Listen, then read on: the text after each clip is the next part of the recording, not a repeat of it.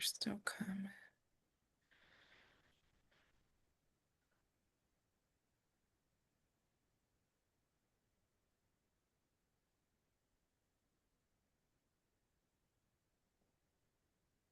Good morning, everybody. Welcome to our training. We're still trying to get all of our attendees in, so we'll get started here in just a minute.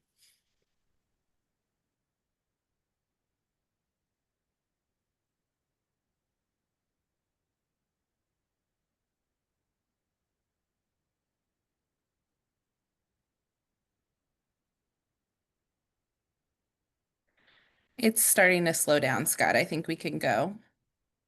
All right, sounds good. So welcome, everybody. Good morning. Hopefully it's sunny and beautiful in your neck of the woods like it is here in Columbus. We appreciate everybody being here. My name is Scott Phillips, and I manage the MUI unit here for the Ohio Department of Developmental Disabilities. I'm joined with several folks with the department today. We'll do quick introductions here. I'll turn it over to Connie. Good morning. My name is Connie McLaughlin, and I'm the Health and Welfare Systems Manager, and I'll turn it over to Dustin. Hi, everybody. Dustin Poor, DODD Regional Manager. I'll turn it over to Chris Young. And good morning. I am Chris Young, MUI Regional Manager. All right. Thank you, Chris. This is our crew this morning for the training. We want to kick off the day with some housekeeping. And I think, Connie, you want to run through some of those pieces of information? Absolutely. Thanks, Scott. So first of all, we're so glad that you're joining us here today. We have a very good mixture of providers, both independent agency, SSAs, other county board workers, and residential and day support providers. So we're very excited you're all with us. We have a lot of information to go over today. So we'll go ahead and get started. Basically, we'll have some time at the end of today's presentation. And so we're asking if you could go ahead and write your questions in the Q&A box in the Zoom platform, and we will get to those at the very end. If we don't have time to address all the questions, we will type up the questions and responses and post them and send them your way so that you have those for future reference. Today's webinar is being taped, and so we will be posting that to our website later. So if you have people that wanted to attend and weren't able to, or you want to refer back to that, it will be posted on our website later. We also will be posting other resources, mostly by the end of today, in the Health and Welfare Toolkit. So at the end of today's presentation, there is a QR code for the Health and Welfare Toolkit. That will take you right to a new tile that's titled New Rural Resources. In that tile, you'll find the handouts for today. You'll find a newly revised frequently asked questions and interpretive guidelines. You will find all the forms that Chris Young will be reviewing with you, and some other resources along with the taped webinar from today once that's available. So if you want to refer to those resources, again, there's a QR code at the end of the presentation. Those will be posted by the end of today. We will also be sharing those through Memo Monday and some other resources.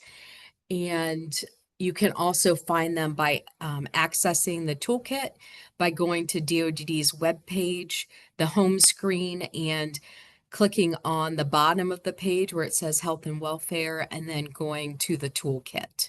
So you'll be able to go to one place to find all the resources. So that will be available. Everyone that participates in today's live webinar on June 3rd, 2025, will be emailed a certificate from our office of participation. With that, you will get 2 hours of continuing professional development hours or credits.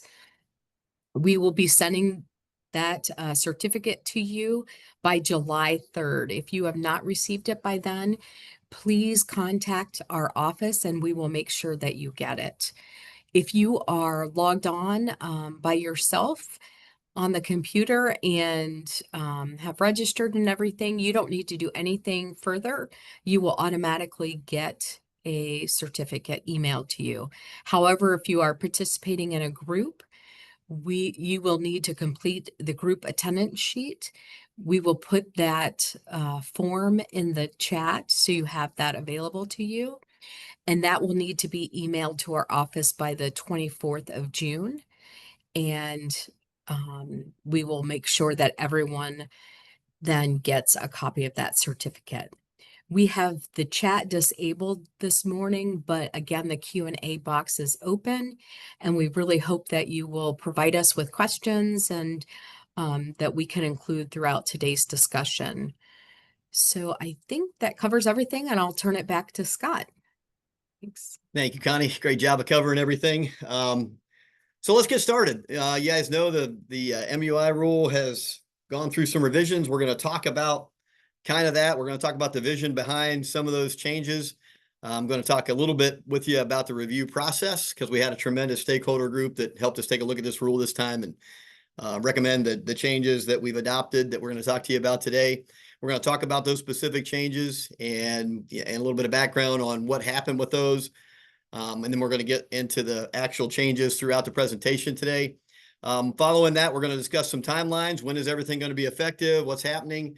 And then, as Connie mentioned, we've been really working hard on some resources, and we'll talk to you about some other options for trainings, trying to make sure that we get everybody trained and ready to go for our start date, which is going to be July 1st. So, we've got a month or so before this is going to kick off, and we've been doing a lot of training, having a lot of conversations. We've done a road show of in-person trainings along with some other virtual trainings just like this one today, really trying to get the word out and to try to share information so that we're all well informed prior to the July 1 deadline. So, all right, next slide there, Dustin. All right, we're going to talk about, this is a kind of a step through some of the considerations behind the rule. And the first and foremost, and you guys all know this, all the conversation about our rule is about how can we have the best critical incident reporting system in the nation. And I know I'm biased, but I will tell you guys that Ohio is a leader, is a best practice in terms of MUI critical incident reporting systems. We are fortunate enough to have a lot of conversations with a lot of different states. And certainly I feel really comfortable that we have a tremendous system in Ohio, and it's because of the folks that are on this call today. If we don't have a good system where people understand what to report, how to report, we take a lot of time to look into what's happening to protect people. You just don't have a quality health and welfare improvement process like we have without buy-in, support, and certainly collaboration at all levels of our system. And so thank you again for all the work that you guys do. And again, for being here today to get the information you need to continue to keep us where we need to be. The good part about pulling a rule group together, as we did this time, was, as I mentioned, everybody wants us to have the very best system possible. So we start from there. But then certainly if you get county boards and providers, individuals and families, stakeholder groups, the department personnel together to talk about this, not everybody maybe agrees with exactly the way that we do that. What's the best way to have the best system possible? But we've had some tremendous dialogue, some tremendous conversation. And I think we landed in some really good places, and we're going to walk you through those changes today. Back one more slide real quick, Dustin, until we get through. So the focus is going to be on quality and prevention. And we want to make sure we're going to talk to you about that. You're going to hear a lot more about collaboration between provider, county board, and department today as we walk through some of the changes. And it's something that really took a lot of conversation time during the stakeholder group, and we're excited about it, and we think it's going to be good. That's going to allow us to improve our consistency among our stakeholders. As Connie mentioned, Chris is going to talk about the appendix forms, which is a big change for us during this rule, and one that I know you guys are certainly wanting to find out more about, and we're going to share more about today. The conversation about that also was related to resources and trying to reduce administrative burden. And so you're going to see when we talk about some of the changes, how, some quicker action can be taken, some quicker communication can happen. And it's going to cause us to really collaborate with our business partners throughout the system in ways that we didn't sometimes in the past. And we're excited about that too. I think it's going to be certainly a change and a learning process, but we think at the end of the day, it's going to really give us the opportunity to provide better quality services and support people and protecting their health and welfare. And then the last thing we're going to talk to you about, and you're going to hear several of us during the presentation today talk about the CMS access rules. And I'm not sure how many of you are familiar, but CMS is basically defining for all the states in the nation about what will be in a critical incident reporting system. And the good news there is that Ohio is in a really good place. When we took a look at what CMS shared related to the access rules involving critical incident reporting systems, Ohio was in really good shape. Probably already have about 90% of what they're asking for in our current system. But there certainly were some changes and are some changes that are going to need to be made. And we're going to talk to you about that today when we share some of the category changes and some of the updates to language within the rule that we did based on, primarily our CMS access rule information and what we need to do to get ready for that when those responsibilities become requirements. So, all right, appreciate it. That's the next slide there. The process itself, I told you we had a tremendous group. For those of you that don't know, every administrative rule that we have receives a 5-year review. So the MUI rule has gone through several of these, and these are some of the folks that were on that committee, a tremendous group. Really, there was nobody that within our system that was not represented, that was able to have a voice. And we had some tremendous conversations about each section of the rule that we went over. So, and not only do we have those folks that you see listed there, but we also, this time around, we had our DODD physicians actively involved, and primarily our medical director, Dr. Sorg, took the lead and was very instrumental in helping us talk about particularly the unanticipated hospitalization MUI category that we're going to go into some detail about today. We took a look at our MUI data related to hospitalizations. We got some feedback from physicians and certainly from all of our stakeholder group, and it allowed us to land what we think in a spot that's going to give us a good opportunity moving forward to continue to improve in the way we monitor unanticipated hospitalizations. We also got some information from other states. I'm a firm believer that you don't have to always recreate the wheel. If somebody's doing something well, we'd like to know about it, and we'd like to try to do it. So we were able to get some information. California, New York, a couple other states that do some really, really good work. So we certainly ran this information by them and looked at how they handle some of this information to make sure we're in good shape. We also talked to our various stakeholders along with all of our business partners, as I mentioned, and you see the group that's represented. We really got some tremendous feedback and had a lot of good conversations prior to making any of the rule revision changes. Next slide, Dustin. All right, here's the QR code. I think Connie mentioned this earlier on, but this is the QR code for the actual rule. So you don't have to go searching for it. This is the revised rule that will be effective July 1. Along with the appendices, you can scan it and you've got immediate access to that revised rule. All right, some of the purpose of some of the changes, and I want to take just a few minutes to talk about this, is there was a lot of conversation about the MUI process and the specific outcomes. And what I really want to focus on today is talking about how we can make that a positive culture. I know sometimes, and let's be honest, some of the MUIs that happen are tough. Sometimes people make decisions that are really bad, or sometimes people get abused or neglected or stolen from. And certainly, our system has to take action and has to move forward and do that. But other times there's MUIs that are reported where, sometimes people make mistakes and things happen. And our system is not unlike any other system. It's not a perfect system, certainly. And sometimes things happen. And what we want to talk about is trying to make sure that our investigatory process, our follow-up, our quality improvement thinks about that and comes up with cause and contributing factors and prevention plans that allow our system to continue to move forward, understanding that, the primary goal for our MUI system is protecting the individuals that we support in Ohio, but that includes the support of those that are providing services and how we can support our direct support professionals and our managers and our folks that are really working hard every day to try to get the job done and protect people. And so you're going to hear some conversation about, how we can do that. And, what does that really mean? It means that we got to work together collaboratively. We got to make sure that certainly if there's someone that shouldn't be working with someone, that happens. But if there's somebody that's making mistakes and just needs some training and can follow up, that we try to do that as well. So I think we're going to talk about that. And when we think about, next slide, Dustin, when we think about quality improvement, this is kind of some of the stuff that you see. And what we don't want to have is people thinking that the process is like the items in the left. Because I can tell you, and I've worked, with the MUI unit for a long time. We work locally with the MUI groups at the boards, and all of you that run provider agencies, that our MUI process is about quality, health, and welfare improvement. It should never be about shame. It should never be about blame. We should never try to be punitive unless it's, necessary for certain kinds of cases. And we want to make sure that everybody understands our system, understands the outcomes. One of the things I'll tell you is we had several direct support professionals that were on the committee this time, and they gave us some really good feedback about what could we do better to help support our direct support professionals through the MUI and the UI process. And you're going to hear from us in some of the presentation today about what we talked about and what changes we've made to the rule to try to make sure that we're doing that.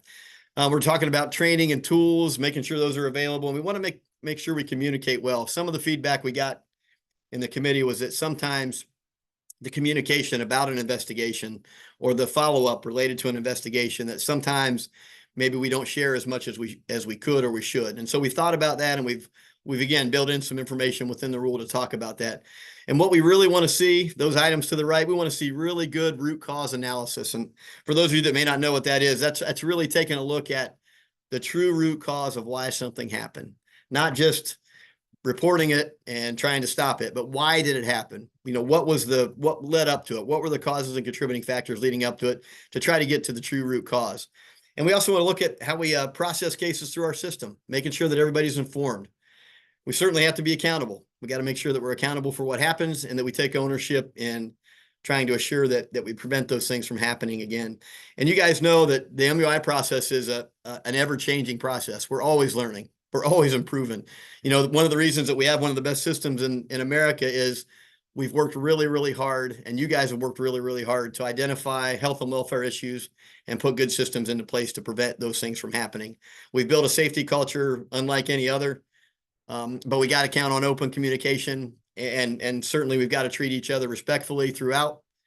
And if we do that, we're going to continue to move forward and have our continuous quality improvement loop, which is really what this MUI process is all about. So with that said, that gives you a little bit of background on what was discussed, a little bit of information on what you're going to see in terms of some of the changes as we get to them here. And I think with that, I'm going to transfer this over to Chris Young to talk a little bit about administrative investigations and the new administrative reviews that have been added. So Chris, you want to take over here? Absolutely. Thanks, Scott. You bet. As Scott mentioned, the committee had a lot of good discussions on how to improve consistency and efficiency. And one of the first things you will see in the new rule relates to this slide here in administrative investigations and administrative review processes. Go ahead and next, there we go. So MUI process is streamlined. So administrative investigations includes all the A and B categories, which the IA would complete the investigation so the cause contributing factors and prevention plans can be developed. Same process. For the administrative review processes, it changes a little bit. So they will still consist of the same C categories, which is the law enforcement, hospitalizations, and unapproved behavior supports. With this process, there will be more of a collaboration between the person's provider, the county board, and the IA, along with the person's team to develop cause contributing factors and prevention plans. And Scott mentioned a lot about that collaboration. This is really where the collaboration begins as part of the new rule. So for those category C MUIs, there will now be a required associated administrative review form to be completed. The form will have questions specifics to each category type and will be completed by the provider and by the county board IA, which will then be used as the MUI report for ITMS. So there will be 3 mandatory forms. Law enforcement cases will now be completed using the Appendix C form. Hospitalizations will be completed using the Appendix D form, and unapproved behavior supports completed using the Appendix E form. Next slide. All right. So the provider will also submit the administrative review form in the Appendix C, D, or E, and the provider will submit the incident report and the administrative review form at the same time. So 2 very important bullet points there. So again, the person who witnessed the incident should always be writing the incident report and sending to the appropriate person at the provider setting. Just the same as you've been doing for all these years, right? Person that witnesses writes the IR, sends it to the appropriate person.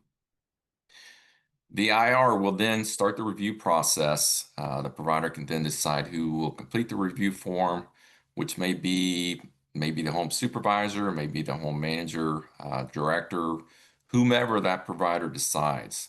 The review form and the incident report is then to be sent to the county board by 3 p.m. the next working day, Again, same process as it relates to those time frames. With this administrative review process, the committee felt with the provider knowing what occurred and knowing the history, supervision, and so on of the involved individual for those law enforcement, hospitalization, and UBS categories, along with all 88 county boards doing it the same. Let's face it, a lot of times Cuyahoga may be doing it different from a county and possibly Hamilton or across the state. So this way, all these forms will be completed the same route, and it will also help streamline the system to be more efficient and consistent. Also, with the provider starting the review form process, the hope is to also allow the IA to prioritize more on those A and B cases. And again, that was a big discussion by the committee as well. Hopefully, and it is believed that this process will allow the IA to, again, provide some prioritization more so to those A and B cases. And then therefore, for providers that may have staff on leave due to A-type cases, they may be able to get staff back to work more promptly, and the team may start the prevention planning more promptly. When a person is hospitalized, that's kind of this last bullet point here. When a person is hospitalized, the provider is responsible for following up with the hospital so that a diagnosis is determined as soon as possible after 48 hours. An IR is made to the county board, and the review form in Appendix D, which is hospitalization to this rule, submitted when the situation meets the definition of an unanticipated hospitalization. So whether it is a UI hospital stay or meets MUI criteria, again, that's admission lasting 48 hours or longer, we want providers to continue being that main point of contact. Once the diagnosis is determined and after the 48 hours admissions, again, the IR and the form will then be shared with the county board. All right, next slide. Perfect. So this form here is the first form that we'll talk about, which is the Appendix C, or the law enforcement form. This form has a lot of similar questions as the current rule, Appendix C. On each of these three forms we'll talk about, the top portion is completed by the provider as identified on the form, and the form and the incident report is then shared with the county board, again, by the next day after discovery. The IA then reviews the form to ensure they are properly coded, finish out any remaining questions, and work with the team on the concentrating factors and prevention. At the top of the form, the provider will enter the individual's names. As you'll see there, you got the individual's names, the dates, person, and position of who's completing the form. One thing that you probably will not know is that MUI number, so don't worry about that. Go ahead and send it to the county board, and then once you get the MUI number, you can indicate it as at that point in time. As the provider, if there is a certain question you may not know, please go ahead and send the required documentation to the county board and share that you are still waiting some details. Again, this is a new process, and we want all involved entities to continue working together so the forms are completed thoroughly and accurately. Part 1, again, to be completed by the provider. You'll see the description of the incident that kind of starts this process off. This will likely come directly from the incident report. So, like we've said in many trainings, that incident report is key. So please ensure that those writing the incident reports have a clear, detailed description of the incident. Then there are questions on what led to the incident, supervision, etc. So before the IA continues with Part 2 questions, including completing the concentrating factors, a summary and conclusion based upon information obtained, such as for this type of category for law enforcement, the individual went to court per se, and the outcome is now known. Once the IA gets the form, include that in the summary and conclusion section, and then start then you'll be entering the team prevention as well. All right. So as a reminder, each of the three forms are required, and for law enforcement, if the person was with the provider is responsible to complete the incident report in the form. Remember, so for law enforcement, that's one of those cases you don't have to be with a provider, right? So if the person does not have a provider for law enforcement, the county board would then be responsible to complete this process. Both the incident report and the forms are to be sent to the county board at the same time, again by 3 p.m. the next working day.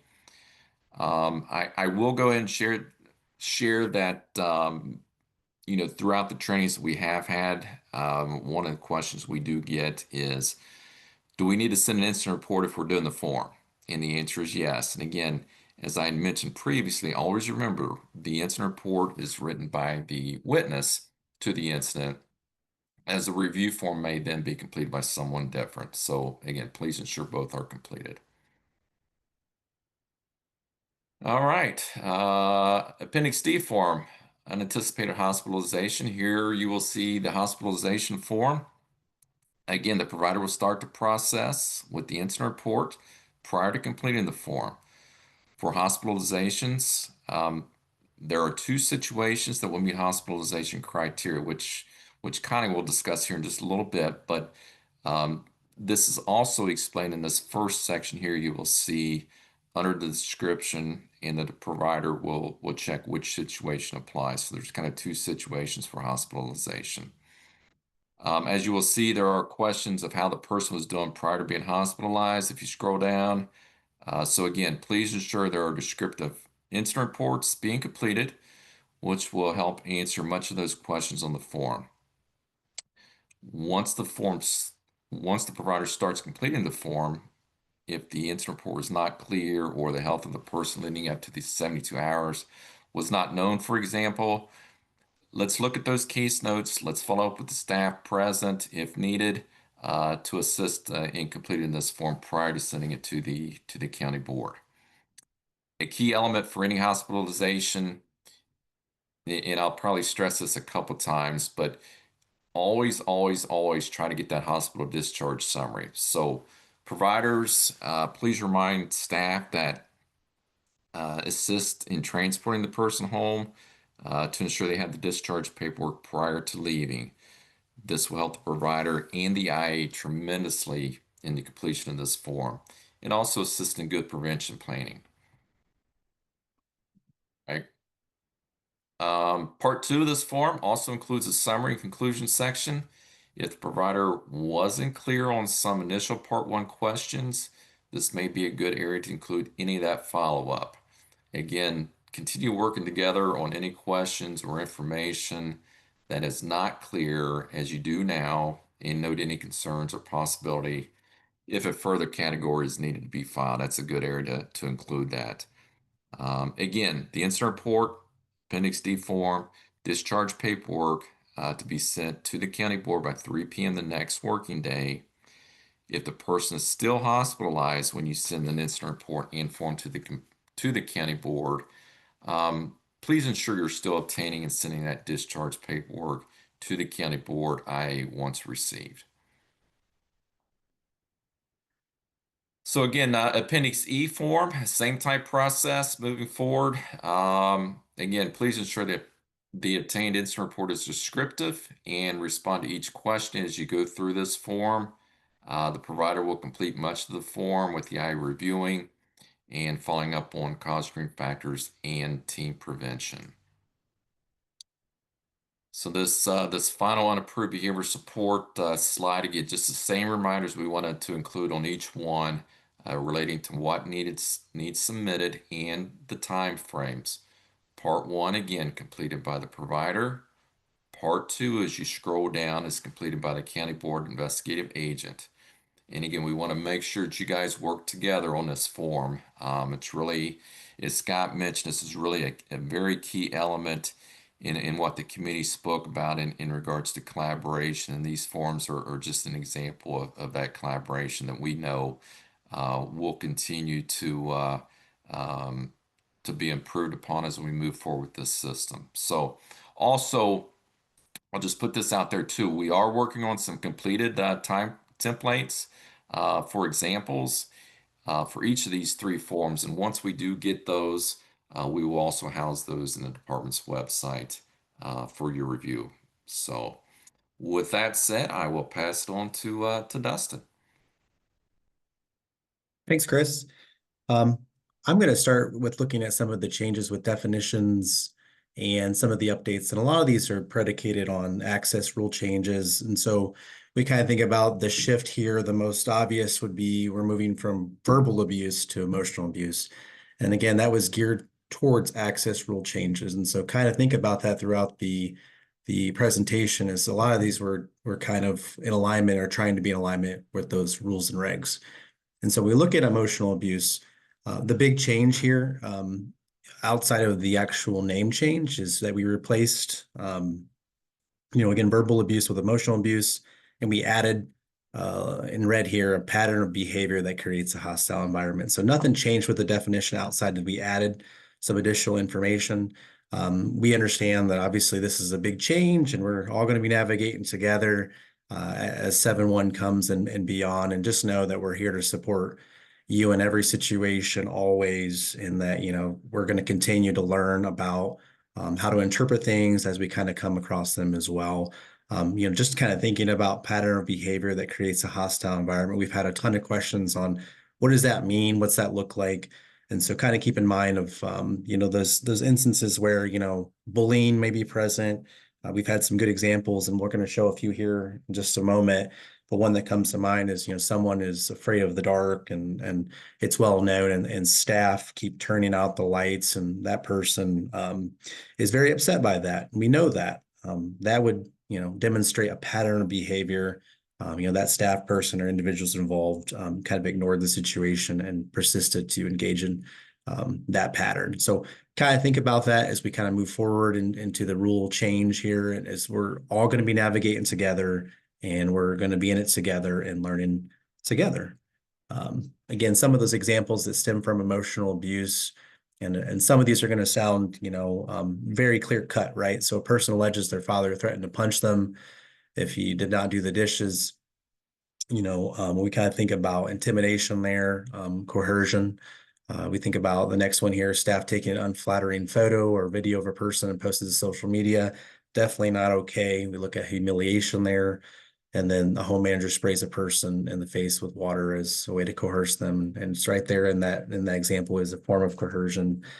And we kind of move into a bigger example, I think, that speaks a little bit more to the added version or verbiage, pattern behavior and hostile environment, is a staff member works with a person, and similar to the dark, being afraid of the dark, this person is sensitive to loud noises. And so despite being trained and repeated reminders by folks, we're slamming doors, clapping loudly, nearing this person, and causing them to flinch or cover their ears in distress. And this would demonstrate, a consistency of behavior that the person, obviously is not fond of and not okay to engage in.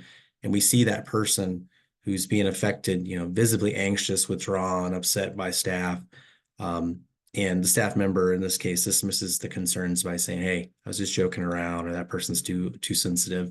In terms of a pattern of behavior, intent is irrelevant here because we're thinking about the behavior. It is consistent in creating a pattern. So kind of think about that as well.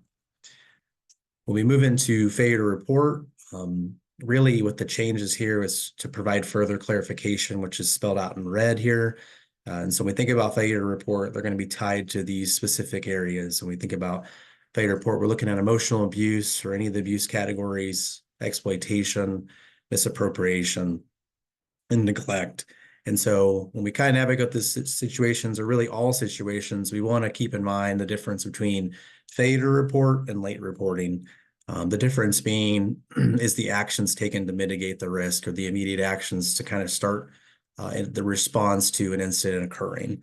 And so, it's really important to know that, because oftentimes we think, when we kind of hear about it after the fact, is we kind of forget that there might be actions that have occurred to mitigate that risk. So we really want to focus on that. We want to focus on the risk.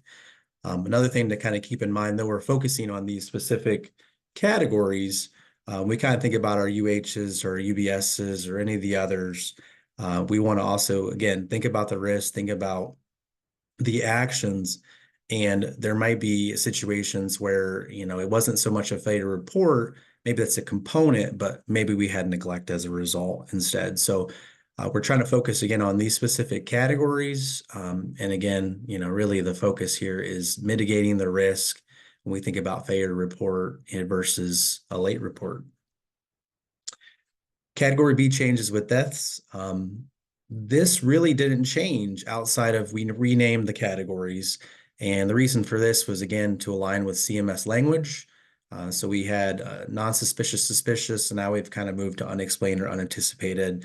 And then the other change here is death other than explained or anticipated death. This process remains the same. We have a good group of folks, our mortality, and lots of doctors who participate that, who do an amazing job looking at these cases. And they have good questions. And the folks in the community, you guys in the field, always get back with all the right answers and good information to help us through that process. So again, nothing's changed here other than just a name switch. Category B changes with medical emergencies. So what happened here is we clarified medical emergencies are filed only when completed by a DD employee. I believe this was already kind of best practice, and we had that information in motion. We just further clarified it and made sure it was identified in the rule change. We also removed the use of EpiPen from the definition. And the thought process here is that a lot of folks know individuals very, very well, and those might be addressed in a admin record, or have those already on hand, and folks are navigating those situations really, really well. And the other part here, data always drives a lot of the changes in our perspectives, right? And so we added the use of overdose reversal medications. So those Narcan situations. So again, big changes here to identify more clarification, DD employee intervention, and we added some information about overdose reversal medications such as Narcan. Keep in mind, we're not asking providers to have Narcan on hand. We're not necessarily be trained on that, but in the odd chances that those items are used again by a DD employee, they meet the definition of a medical emergency. Category B changes for missing individual. All situations, whether they're UH, missing person, a neglect, we're going to look at them with seriousness, right? And we're going to keep those biases at the door. For missing persons, we really tried to hone in on the more serious cases. Again, not saying that these couldn't reach that level, but we kind of think about those situations where law enforcement has been contacted and the whereabouts of the individual is unknown, and we think the person is at immediate risk to self-harm or to others. We've been telling folks, if law enforcement needs to be contacted, we absolutely need to make those phone calls, get the right people involved. So we're not saying, hey, if a person goes missing, we're only going to call law enforcement if they're at immediate risk or harm. There might be situations where there's still contact, but maybe that immediate risk maybe didn't rise to the total level of an MUI. And so we want folks to keep in mind that this is not to deter us from calling law enforcement in situations that we need to get them involved, crisis situations and all their after. So we're really trying to hone in again on being a little bit more specific on the serious causes here. And with ISP times missing, again, those are factors, but we really want to focus on the immediate risk of harm to self and others. And again, was law enforcement contacted to help us out with locating an individual? Category B changes peer-to-peer. The big one here is we removed verbal acts from peer-to-peer, and really the thought process there is folks are doing a really great job out there and kind of getting involved, getting those resolved quickly. And those could be a quick escalation between peers or folks and saying some not so great things. And we saw that the immediate actions and the time and resources spent were really, really good. But I think, again, the way we're supporting folks and mitigating those situations, it made good sense to remove this from the peer-to-peer categorization. So what we have then left with is the exploitation, theft instances, physical acts, and sexual acts. One thing to remember, if there are instances where maybe peers have, had verbal interactions that rise to a level of maybe harassment or an unfavorable situation, though we're not categorizing as verbal abuse, we should support those folks in seeking the help and guidance they need, whether it's through that team process that everyone's really, really great at doing, or involving, say, law enforcement. And there might be considerations of, say, menacing or other activities that we want to make sure, again, those people feel healthy and safe. Again, though we're not dressing as an MUI, doesn't mean that we want to support a good outcome there. Category B, changes with significant injury. So a big part here is we removed a part of a definition that was not considered abuse and neglect, and we added dental injuries requiring treatment by a dentist. And again, we had this outlined in the interpretive guidelines and FAQs, but now it makes its way into the definition. It's a little bit more clear cut. And in conjunction with adding the dental injuries that require treatment by a dentist, we still have those areas: concussion, broken bones, dislocation, second, third degree burns, and so on. So the big change here is, again, not considered abuse and neglect, and we added dental injuries requiring treatment by a dentist. And with that, I'm going to turn over to Connie to talk a little bit more about the Category C changes. Thanks, Dustin. So we're really excited about some of the new changes with the MUI rule, specifically around unanticipated hospitalizations. We've had a lot of discussion with lots of our different stakeholders about the best path forward, focusing on people's mental and physical wellness. And so we spent a lot of time talking about this in our rule committee. And where we landed, it was we wanted to take into consideration, first of all, the CMS access rule changes. So we wanted to align our rules with the rest of the requirements through the access rule. We wanted to focus on the most serious types of hospitalizations, and also we wanted to focus on readmissions. So most of you know that about 1 in every 3 MUIs that are filed currently, which was well over 7,000 last year, are due to hospitalizations of the people that we support. So obviously, anytime someone is hospitalized, whether that be me, you, someone that we serve, it's a serious issue. And we want to make sure that we're preventing hospitalizations as much as possible, knowing that the people that we serve, some of them have ongoing chronic medical conditions. So we also wanted to take into consideration the different and precious resources that we have. So we know that if 1 in every 3 MUIs is a hospitalization requiring a MUI investigation, that takes a lot of time on behalf of the provider and the county board, the COG, and the developmental center. And we wanted to look to see if there was a better process that we could put in place, knowing that we have tremendous providers out there who are doing great work around coordination of people's medical supports. So we wanted to focus on that. In addition, we looked at data, we spoke with our physicians and nurses across the state, and we wanted to focus on the conditions and diagnosis that most commonly impact the people we serve. And so we looked at an area called the Fatal Five, and those are often referred to as the most prevalent conditions that result in illness, hospitalizations, and death for people with intellectual and developmental disabilities.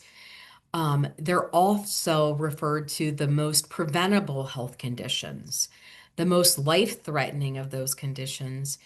And that is true of people with IDD, not only in the US, but across the world. Many studies have been done to show that these 5 conditions result, again, in the most hospitalizations and deaths, and often they're preventable.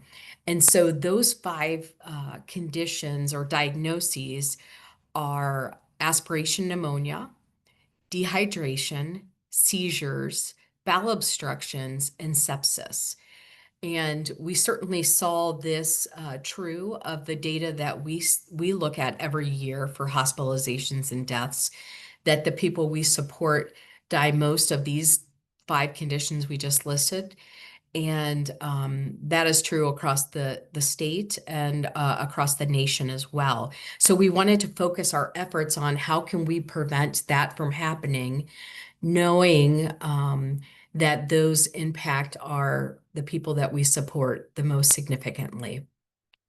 We also added one additional diagnosis in there or condition, and that's a medication-related error that results in hospitalizations. And we did that to align with the access rules. So again, we wanted to focus on the most preventable types of hospitalizations and deaths that impact the people that we support. We wanted to focus on readmissions and also wanted to reduce some of that administrative burden when it comes to those types of MUI investigations. And that's why the hospitalizations are considered an administrative review, like Chris said. So if we go to the next slide, we'll talk about the revised definition, and we'll go over some examples. But the definition for unanticipated hospitalization is really put into two parts, part A and B. So if you look at part A of the definition, we talk about a hospitalization lasting 48 hours or more that's not planned and is due to one of the following diagnoses. So again, aspiration pneumonia, bowel obstruction, dehydration, medication error, seizure, or sepsis. So for this part to be considered a hospitalization under Part A of the definition, it has to be a hospitalization lasting 48 hours or more. It has to be unplanned. That's the second part. The third part is it has to be one of these following diagnoses. This is not to say that other types of hospitalizations are not important or significant. They absolutely are. But we are focusing our efforts on these that we know are the most prevalent and the most significant for the people that we serve. So for part A, I'm going to talk about it, just go over it one more time because this is new for all of us. For a MUI for unanticipated hospitalization, it has to be lasting 48 hours or more. It has to be unplanned or unscheduled. And the third part of this definition is it has to be due to one of these 6 diagnoses. So it's aspiration pneumonia, bowel obstruction, dehydration, medication error, seizures, and sepsis. You know, currently in our rule, there is a provision that says if a person has a chronic medical condition, such as epilepsy or something similar, we can write into their Ohio ISP how that is being coordinated, monitored, treated, how communication is with the team around that. And then an MUI would not be filed for that person's hospitalization. That is no longer the case. There is no provision in the rule that allows you to write into someone's Ohio ISP that they have a chronic condition and therefore these 6 different things would not be filed and investigated as an MUI.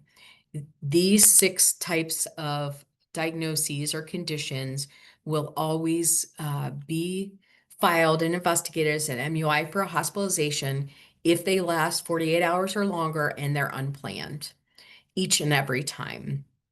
So again, we don't have that provision in the rule. That is something that is new. The second part of the unanticipated hospitalization definition is for readmissions. Again, the committee thought it was really important that we focus on people that are going back to the hospital for the same condition repeatedly. And we want to make sure that we can prevent that. So making sure that they have the coordination, maybe the supports they need in place, they're getting that medication that was ordered timely and follow up with their physicians.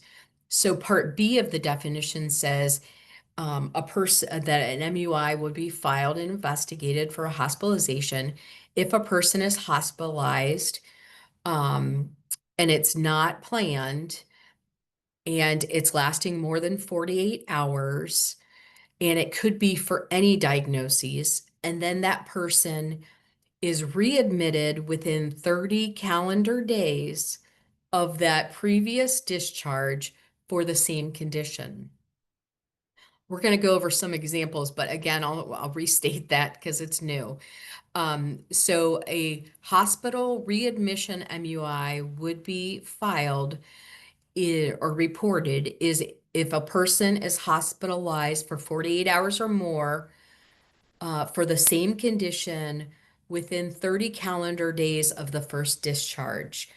So we know that that's a little bit confusing, and all of these different hospitalizations are going to be new for us. So we're going to give each other grace as we go through the transition process.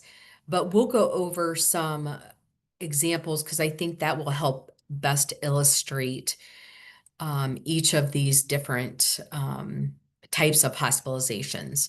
So the first one, Janet's hospitalized for more than 48 hours due to seizures. Her Ohio ISP appropriately describes that she has epilepsy and she's regularly seen by a neurologist.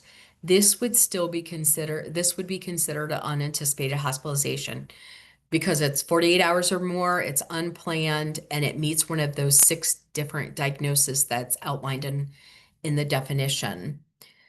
The second example is for Jim. He's hospitalized 3 days due to hallucinations. This is probably due to a psychiatric condition that Jim has. He's then discharged after those hospitalization, and he's readmitted 2 weeks later for the same psychiatric diagnoses. So again, that's under the readmission part of the definition. He is readmitted twice for the same condition within 30 calendar days of the first discharge, and each of those hospitalizations is 48 hours or more and unplanned. So that meets Part B of the definition. The third example is Jose is admitted to the hospital for 4 days due to bowel obstruction. Now, again, that would be a hospitalization MUI because he's there for over 48 hours. It's not planned. And again, it meets one of the 6 diagnoses. And then finally, Mary is prone to dehydration. Maybe that's mentioned in our Ohio ISP, but she's admitted for 3 days due to dehydration. Again, unplanned, one of the 6 diagnoses, and it is longer than 48 hours. So again, that meets that criteria for a hospitalization. Now, we know that a lot of people have questions about this, and we'll go over some more questions at the end about this. But the important thing I think as a provider to remember is that hospitalization for Part A does not get reported until you have discovery of it. So, for example, if someone is going to the hospital, that's not when you're going to report that. You may call the SSA and keep that person informed, obviously, but you're not reporting it as an MUI till you have discovery that it's met that criteria. So, criteria for Part A of the rule is the person's been hospitalized for 48 hours or more, it's unplanned, and you have a diagnosis of one of those 6 conditions, which you may not get until that person is discharged. That is when your discovery is. That is when it should be reported as an MUI.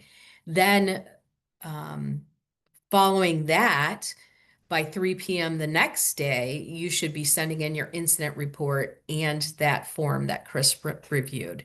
So again, there's lots of resources around how we'll implement this part of the rule, and we'll go over it more later, but that's just to give you kind of a high level of that.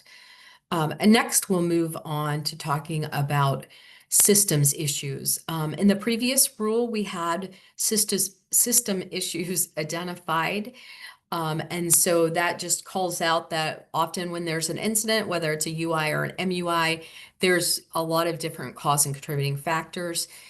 This, we wanted to specifically call out that a systems issue should only be identified for substantiated neglect MUIs.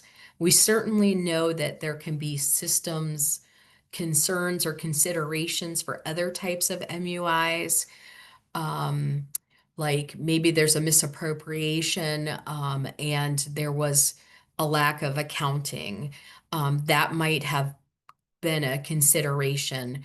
But when we look at misappropriation, there is either an unknown PPI, a primary person involved, or someone that took that money or property.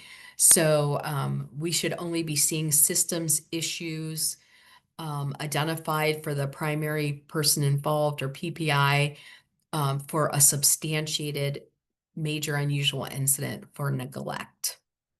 Next slide. When we talk about reporting requirements, again, providers do an amazing job of taking immediate actions after an incident, whether that be a UI or a major unusual incident. We want to make sure that we're documenting all those immediate actions, especially for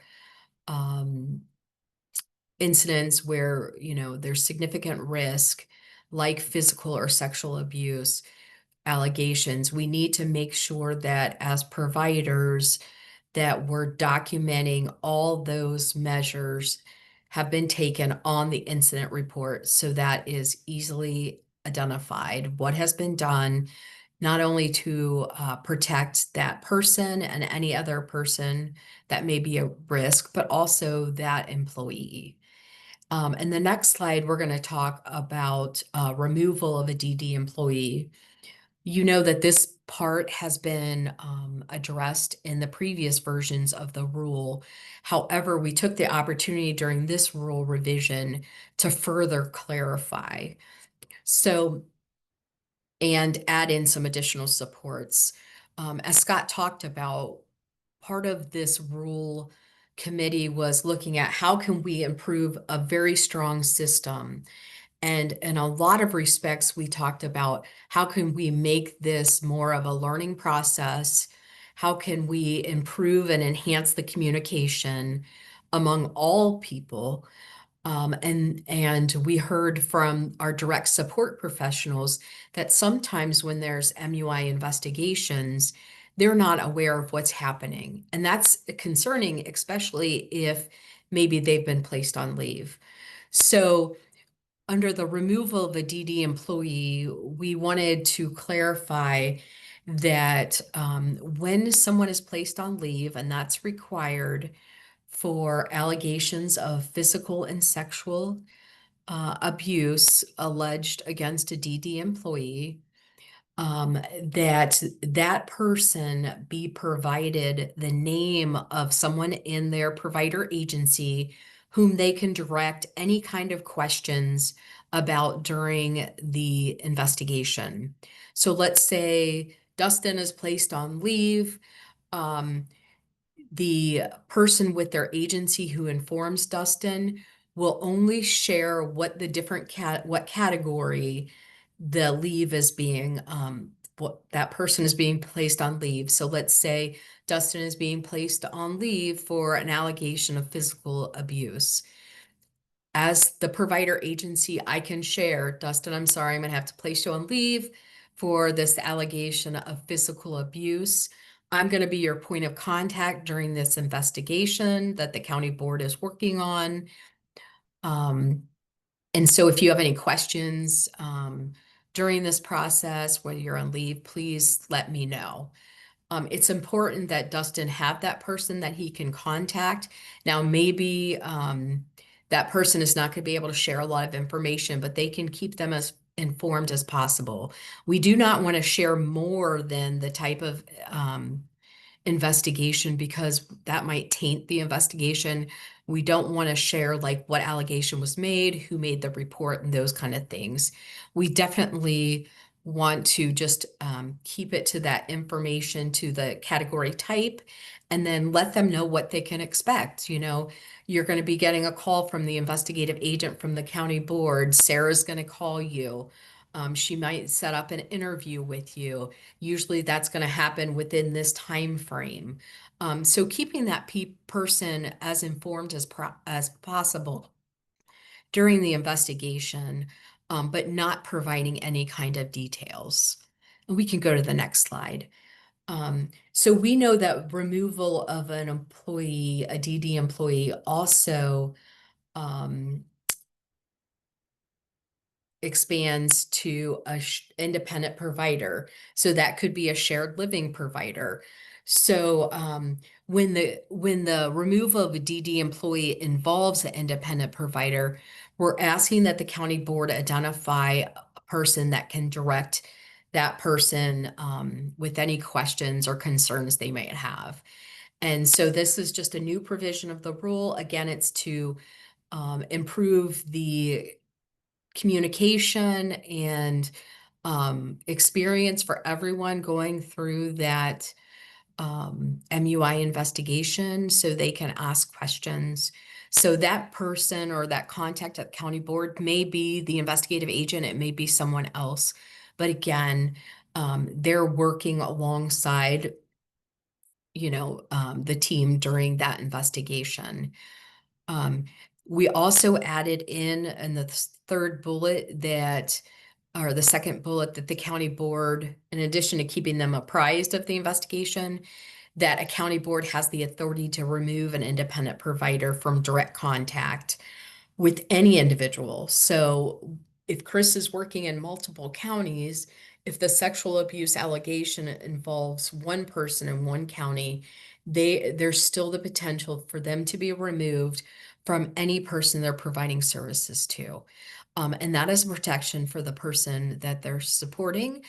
Not only that person, but other people they're supporting, but also for that employee during the course of that investigation. So again, we wanted to provide more clarification on that. Next slide, please.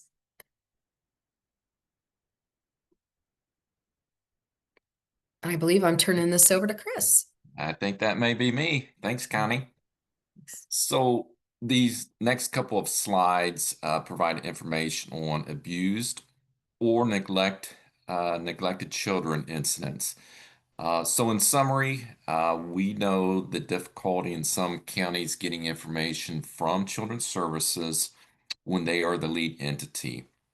If you're not getting any type of investigation report from CSB and limited verbal details, just know we understand and ask that you place any known information into the investigative report and do the best with the team to address cause-driven factors and prevention. If CSB investigated, again, there is no expectation that the IA needs to conduct interviews for CSB-led investigation. So much of the same thing that we've kind of done previously and currently, but we just made it a little bit more clear here in the rule.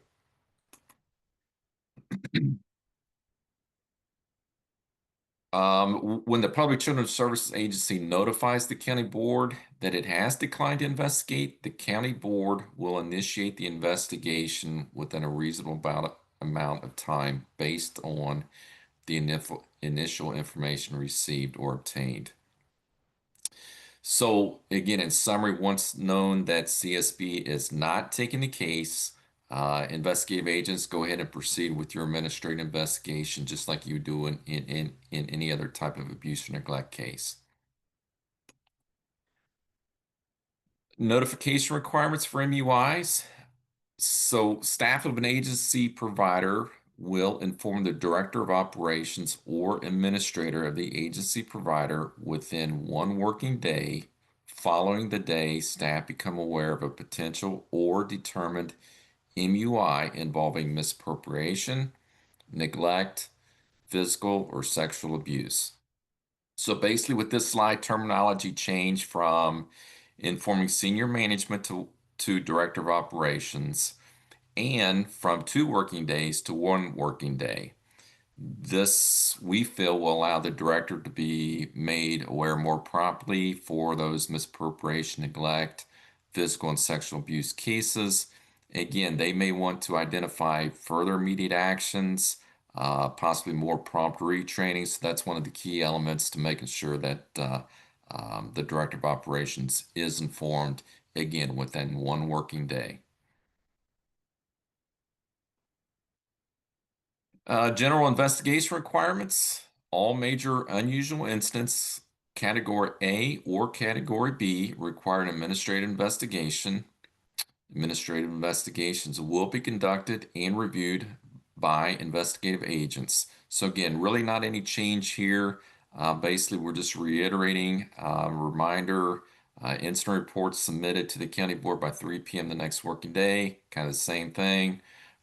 Category A. Those cases are still initiated no later than 24 hours. In category B, no later than 3 working days, same as the current rule. The IA will make sure the MUI is properly coded, resolve any outstanding questions or concerns with the individual's provider and/or the individual's team, identify the cause-triggering factors, and address the prevention plan.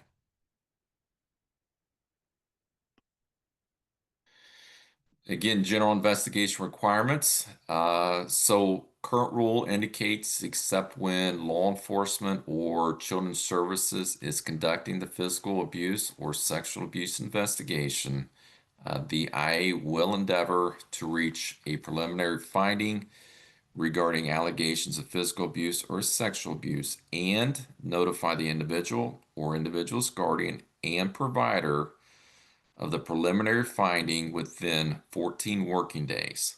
All right, so that's kind of what we got set up now. New rule, as you can see highlighted here in the red, now also states when not possible to reach a preliminary finding in 14 days, the IA will instead notify the same people, again, the individual, individual's guardian, and provider of the status of the investigation every 7 working days thereafter.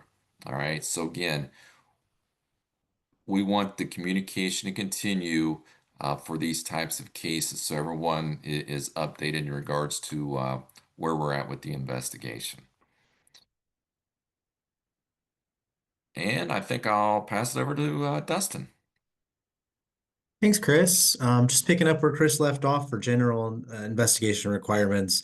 And if you haven't already, I hope you are throwing a little bit of a party.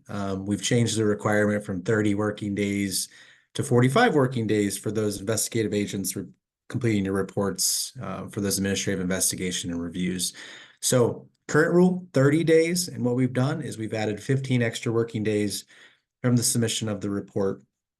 You know, the caveat here is obviously things happen, law enforcement may get involved, CSB, there may other be factors too.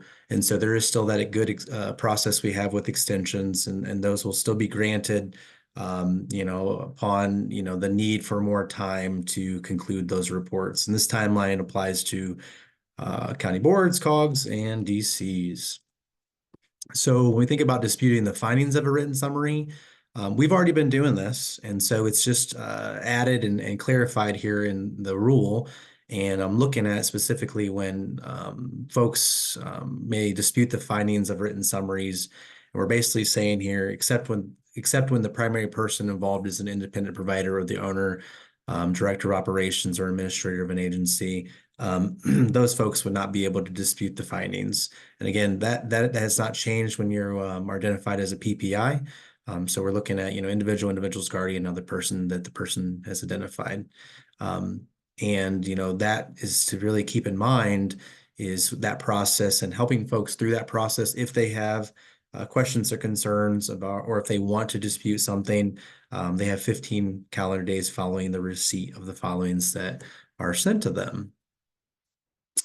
When we think about our review process, when we think about preventions and closure of MUIs, the department is now going to review and close additional major unusual incidents, and those are listed here. So the regional managers, folks here at the department, all of us, we're going to be looking at those attempted suicide MUIs. We're going to be looking at those failure to report MUIs, and then we're still going to be looking at what we consider as previously verbal abuse, but those emotional abuse MUIs. And the shift here is we're taking on those for our review process for that final closing, and county boards now will be able to review peer-to-peer incidents in full and close those out. Analysis of MUIs for our independent providers. Again, excitement here for kind of alleviating some administrative burden, are no longer required to do annual analysis. And so we kind of think about that process. We have great collaboration in the field. Folks know each other. They work really, really well. And we're going to continue to support one another, working through those team processes to ensure, people's plans are addressed, those risks are associated with any trends and patterns and so forth, and make sure that our folks are highlighted and spotlighted appropriately and in real time for what they're going through and all those good things identified in those plans and through team discussion. When we think about more requirements, we think about UIs. And so this is another lift when we think about the administrative documentation burden is now providers, they still have to maintain those incident logs monthly, reviewing for trends and patterns. However, we're not looking to do a quarterly submission of UI logs to the county board anymore. Now this is more geared towards upon request. And this will be, and we'll hit on a few slides ahead, it's going to be the same thing for the department, requesting logs from county boards. The thought here is this should be reserved for if there are compliance questions and concerns. I know there's a lot of great practices out there. You guys are doing it really, really well. And again, for this, we should probably think about how to get away from, weekly or monthly reviews, because we were kind of going above and beyond for quarterly. And now we kind of take a step back and shift our focus to really how do we support, we're helping folks in a different way, reserving the requests for logs, again, more when we have compliance issues or maybe there are concerns about an investigation and we might have to look a little deeper. Again, we're alleviating the quarterly and again, upon request. When we think about our logs, whether or not there are any incidents for that month, we are still going to make a notation on those forms. They're still going to be looked at monthly by a provider. We're going to be making sure that we've addressed any trends and patterns. And so regardless if there's any incidents or not, we're still going to make that documentation full, sign and date, and make sure that we've truly identified, those trends and patterns and or that we're capturing those documents. That's still going to be a part of the provider compliance follow-ups and oversights. And when folks are having on reviews, those items are still going to be looked at as normal. And so continuing on with the requirements for UIs, again, there's some great teams all across Ohio, and we're making sure people's plans ensure risk are associated within those plans. Whenever there's an unusual incident, again, this is not meeting the requirement of the A part where one of the 6 for 48 hours or the readmission. We're still going to review those unusual incidents and make sure that, everything has been done to address the causes and contributing factors and that we got a good prevention in place to mitigate future hospitalizations and to really support that person in the full scope. Again, all providers have to maintain that unusual log monthly. And again, they only need to submit those to the county board upon request. And I believe with that, I am going to turn it back to Scott. Appreciate it, Dustin. Thank you. Want to continue the kind of conversation about oversight here. This is kind of reiterating some of what Dustin talked about, but want to make sure we're clear. So county boards did not have to review those UI logs on a quarterly basis anymore, but can request them at any time. So the importance of them is still there. You want to make sure we're doing a good job as providers of maintaining those logs and having it there. It's just not that ongoing routine requirement, but can request them at any time. The UI logs will still be reviewed during compliance reviews. So we want to make sure that that's understood. Those are still going to be something that compliance is going to take a look at, to take a look, make sure we're identifying patterns and trends and trying to make sure we're getting out in front of, anything that's happening routinely to folks via UIs. And then again, the department will no longer be reviewing the county board operated programs. That's something that, has been in process, but once again, in taking a look at resources and trying to look at how we can be more efficient and more effective, we can certainly, if we have an issue, check that out, but we're no longer going to be requesting those on a quarterly basis either. All right, we got just a few more minor changes here, and then we're going to get to some questions for you. But so the first one here is talking about board members, and we do get quite a few questions here at the department about training for board members. This is clearly going to let you know that we want board members to be trained within 90 days of their appointment. But there is no longer an annual requirement for board member training. So folks just are always interested in the specifics about board member training, and hopefully this will help clear that up for you. The second bullet point here about UIs, I think you guys remember in the current rule, we have UIs kind of discussed within the boundary of the rule. There's a lot of stuff that talks about UIs, and so for this rule, we decided to describe that in the Appendix F of the rule. So that will be a change. When you're looking at the rule, you're going to see an Appendix F that really takes a look at UIs and UI requirements. And I guess I want to reiterate, Connie did a great job of talking about the unanticipated hospitalizations. And one thing I wanted to just reiterate again, all hospitalizations are important. We took the opportunity to carve out the ones at CMS and the ones at our docs and the ones that we see as most preventable and that are most significant. But anytime somebody goes in the hospital, we all know this, it's a big deal, right? And so even if it doesn't fall in this line for an MUI, even if it's not a readmission that falls into the line of an MUI for review, providers of service are going to step up and going to do a good job of doing that unusual incident for the hospitalization and doing a really thorough job of trying to prevent that. One of the things I really appreciated from the stakeholder meetings that we had was the way that providers talked about their systems and their process and their ability to really do a good job of those unanticipated hospitalizations and making sure they follow up. So the moral of the story is, if somebody goes in the hospital, what's important? It's going to be addressed as a UI with good cause and contributing factors and prevention, or it's going to be addressed as an MUI, with good investigation, good follow-up, and good review through our investigative agents at the board. So I feel like that really gives us an opportunity to really work those unanticipated hospitalizations into a place that makes sense, based on the numbers that we looked at and based on the amount of work that's responsible for providers and boards, to really delve in deeply here. So next slide there.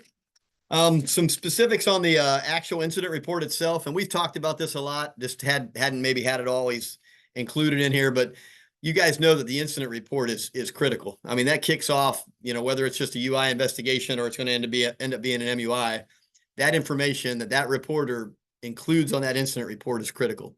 And we want to make sure that we have some good information there. We want to talk about the date and the time that the incident happened, a really good description of the incident. And I know sometimes that's hard because it just happened and you're busy and you're helping people, but taking as much time as you can to try to include the who, the what, the when, and the where, the detail, because a lot of times that's going to really help, especially if it's an MUI investigation, that's going to help that IA to have the background and the information that they need to kickstart that investigation in a way that makes sense. And if it remains a UI, as a provider, you want that information to make sure that you can make sure you're doing your level best to prevent that from happening in the future. So some specifics related to that. We defined service and support administrator in our rule. We've all known that, but it wasn't officially defined, so that was added. This particular rule eliminated the requirement for an agency provider to submit the internal review of an MUI to the county board within that 14 days. There's, again, a lot of conversation about resource and follow-up, and was agreed that this part would be eliminated. In addition, county boards are going to no longer be required to send that ICF full administrative investigation report. And again, these were changes based on conversations with providers, ICFs, IAs about the follow-up related to these two items. And then the last bullet point here, to address our increase in attempted suicides and suicide deaths, we have an investigation protocol that's been added for those. And as we mentioned earlier in the presentation, our staff are going to be taking a look at those attempted suicides and obviously those deaths involving suicide, simply because we've seen clearly since I think the beginning of the pandemic, a pretty strong increase in attempted suicides and suicide deaths across Ohio. And that increase is not just within our system, but certainly statewide and also nationwide, if you looked at this kind of data. So it's important. I am happy to report that within the last 6 months, we have begun to see a decrease in the number of attempts and certainly in the number of deaths as well, which is good news. And we're certainly hoping that that trend continues, but it is important, and we want to make sure we're dedicating the time and attention to these kind of cases because of the nature of the mental health concerns that are out there involving attempted suicides and actual suicide deaths. All right, moving on to some timeframes. When we talked about the agenda, we talked a little bit about the timelines that are coming, and we mentioned the rule effective date is July 1, 2025. And again, as we described, we're still doing a lot of training. There's a lot of great questions coming in. We're really taking the time to address those, to follow up. There's a lot of resources that are being put together. You've heard from some of the presenters today, our frequently asked questions, our interpretive guidelines, questions that we get today in this training, questions that we've received in previous trainings. We're trying to address those, capture those, and trying to make sure that we get out in front of those questions for you guys so that we are as prepared as we can be for that July 1 start date. So certainly some changes going on within our system, some changes going on with OITMS.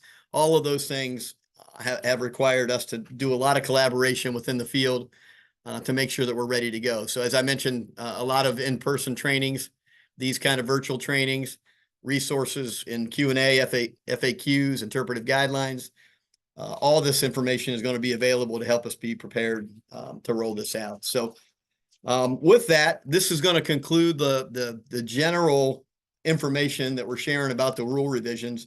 What we have put together was, again, some frequently asked questions from previous trainings.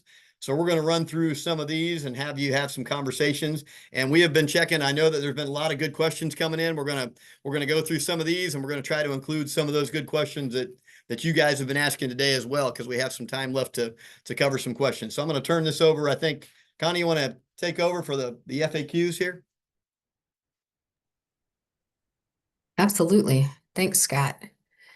So, and thank you again for all the good questions. I think we've fielded almost 60 or 65 questions, so great. So the first one is, what happens if the hospitalization is not on the description list? And what we would advise people is that would be considered a UI. And so the provider at the time would write the incident report like they do now, and then there would be a UI investigation. We've had people ask through the chat, what happens if someone goes to the hospital or they're in the ER and for one of those conditions? Well, if they're in the ER, let's say for dehydration, but not admitted for 48 hours or more, then that would too be considered an unusual incident. The next question talks about, does the provider wait 48 hours to report an unanticipated hospitalization? And yes, we would ask that you do that. Obviously, reporting an MUI is different than communicating with the team or coordinating with the team. What we're talking about here specifically is reporting of an MUI. And so that again is different than talking to the guardian, the SSA, but we wouldn't expect those reports for a MUI hospitalization to be reported until the criteria is met. So that's, 48 hours or more, unplanned, and a seizure. Or it's a readmission for within 30 calendar days of the first discharge for the same diagnoses. So again, we want to make sure that people are reporting and reporting timely, but it's on discovery of the MUI criteria being met. I think Chris went over this really well, but providers are required to submit incident report forms by 3 p.m. the day following their discovery. And that also includes for hospitalizations, unapproved behavior supports, and law enforcement, those forms. And then I think Dustin's trying to make me seasick. The provider is the one that's generally filling out and completing those forms for C, D, and E. So if it's a hospitalization, or let's say a unapproved behavior support, those are going to be completed by the provider at the time of the incident. Now, there is a chance that there is a law enforcement MUI, and a provider does not have to be present for that to be investigated as as part of one of these new administrative reviews. And so um, there's potential that an SSA may need to complete the law enforcement form, because that person may not have a provider, and they might discover that that person was arrested. So for those administrative reviews, again, it's the provider completing the form if there is one. In the case of law enforcement, it may be an SSA or another county board employee. And this came up in the chat as well. Would you complete an incident report for all hospitalizations? And that's yes. If it doesn't meet criteria, then it wouldn't be an MUI, but it would still be considered an unusual incident. And an incident report should still be written. In terms of EpiPen, because that was removed from the definition for a medical emergency, the question has come up, do you need to write an incident report for that? And the answer is no. You would capture that on the medication administration record just like you would any other prescribed medication. And we're getting a lot of questions, like Dustin said, about emotional abuse and what creates a hostile environment.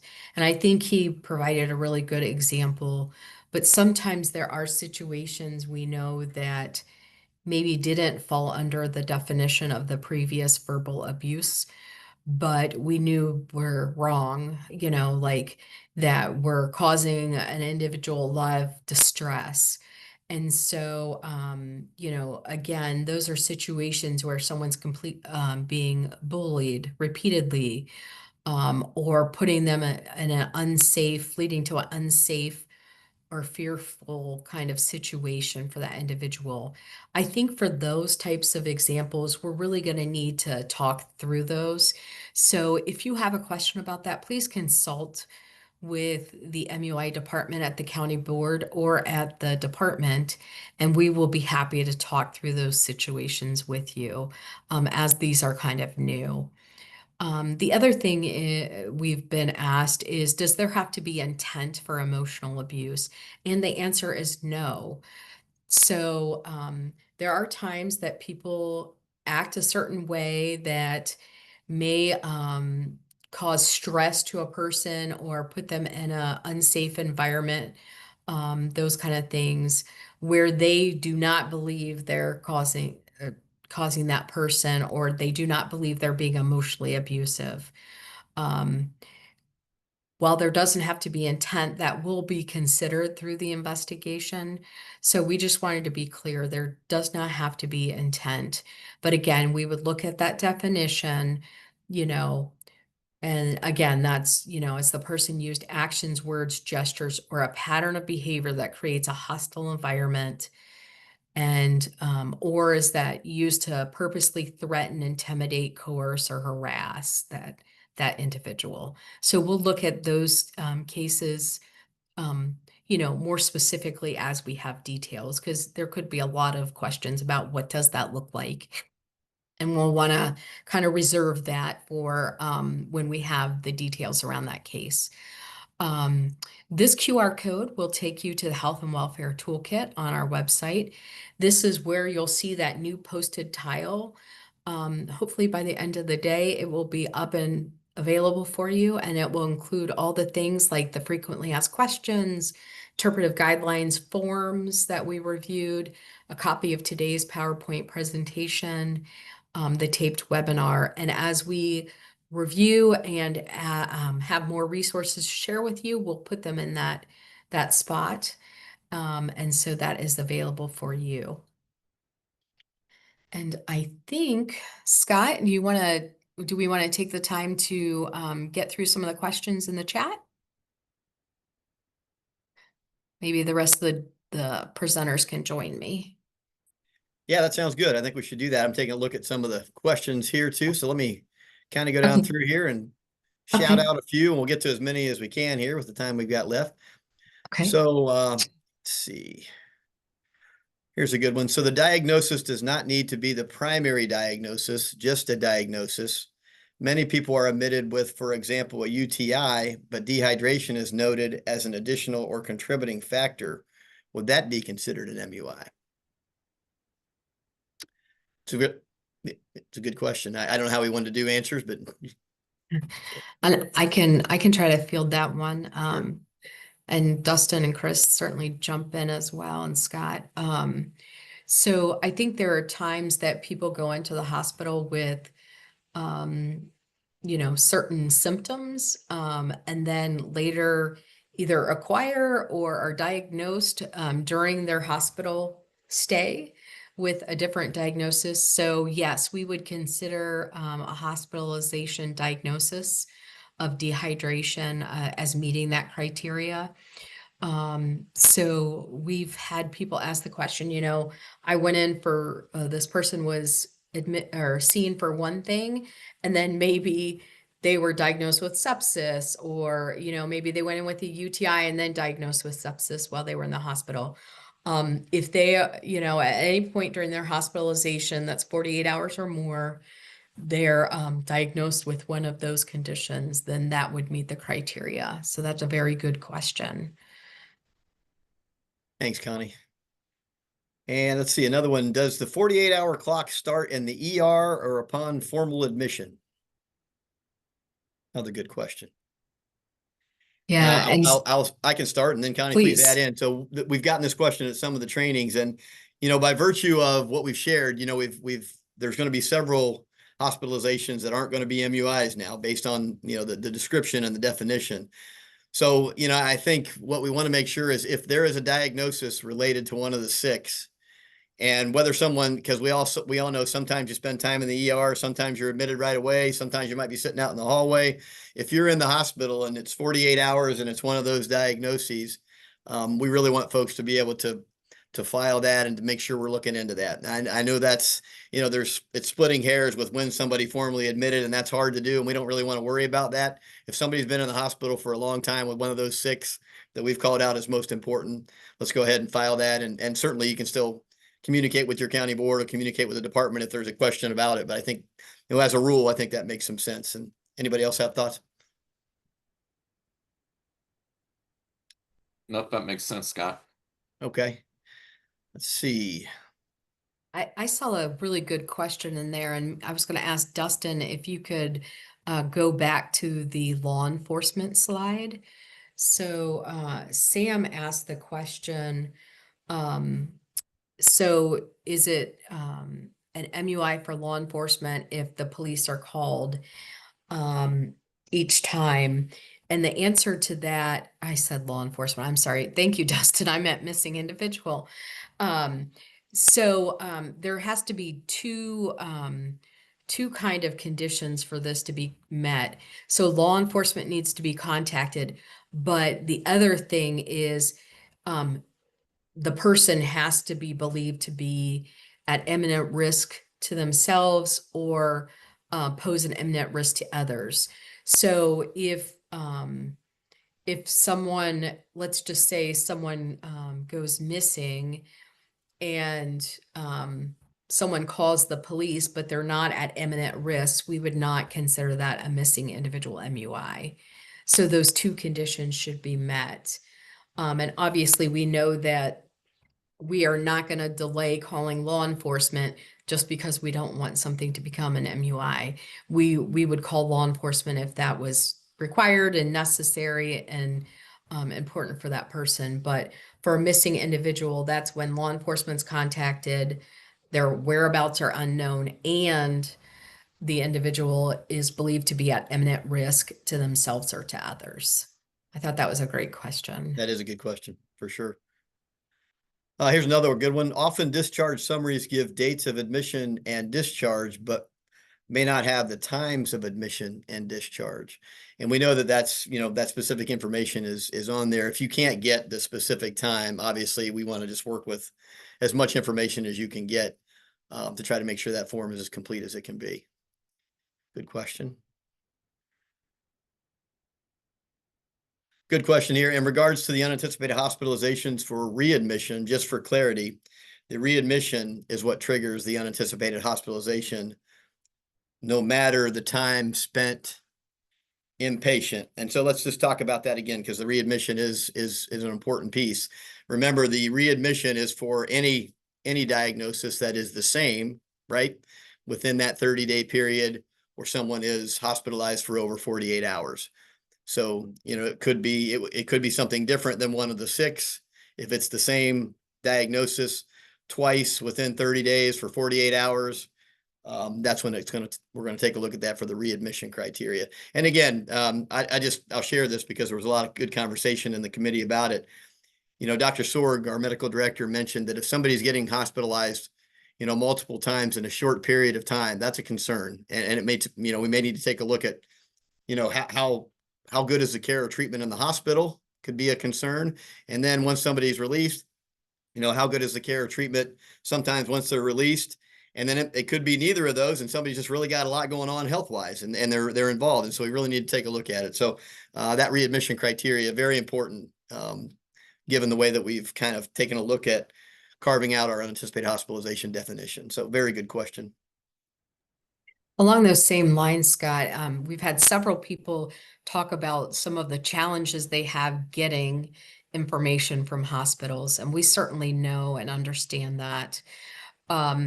You know, obviously, no one should be being discharged without a discharge paperwork.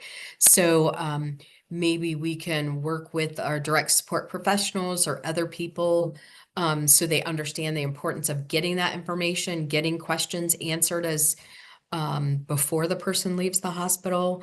If you have a person that you're serving, but let's say mom or dad wanted to pick them up from the hospital, you know, maybe talking with them ahead of time to let them know that you're going to need that paperwork in order for this administrative review. Just anything we can coordinate. I know that, you know, some people, guardians or other people have access to my chart or other kinds of information that might be helpful. So maybe teams can kind of try to address that as well. But just kind of stressing getting that information before the person leaves the hospital. And then one other thing that came up in a previous training was that sometimes when you see people's discharge paperwork, it may have every diagnosis since birth on there. And that's not what we're looking for. So, you know, like if Jim went into the hospital with like 20 diagnoses, or, you know, like that was what he was admitted for, and that's something that he had, but that's not what took him to the hospital.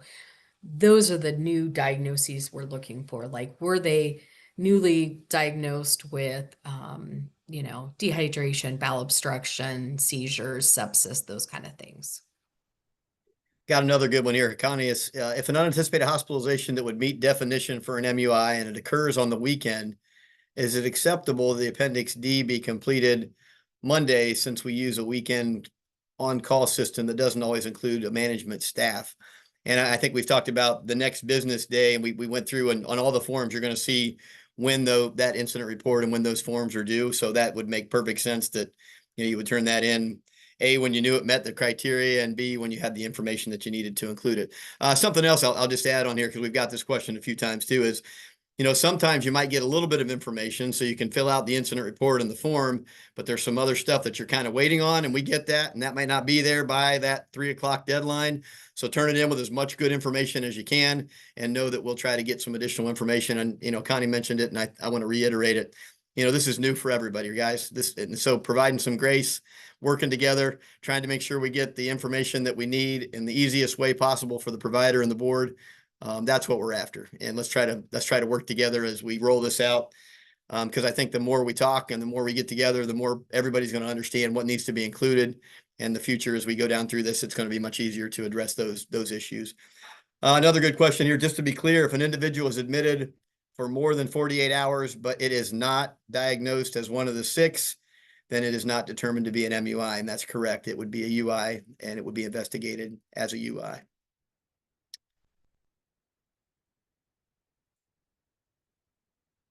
Trying to go down through a few more here. So if anybody else has seen any, please shout them out. I'm just going through the list here. We got quite a few good questions. We have had a question about training. I think Scott started off or talked about, we want people to be trained on the changes to the rule by July 1st. And the reason we say that is because, if you're a person that has direct contact with individuals, or you have reporting responsibilities, we want you to know what the changes are and how that impacts reporting. And so, things that are currently a hospitalization now might no longer be a hospitalization.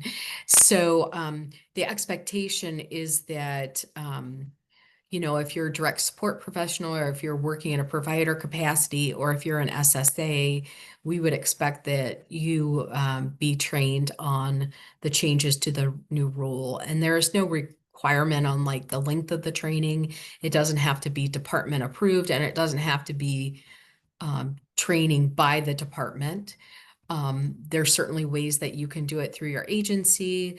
Now, if you're not in that direct contact capacity, we would ask that you get trained as soon as possible on the changes to the rule.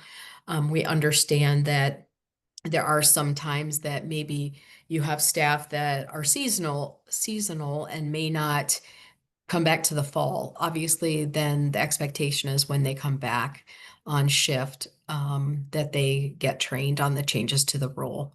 So great question there.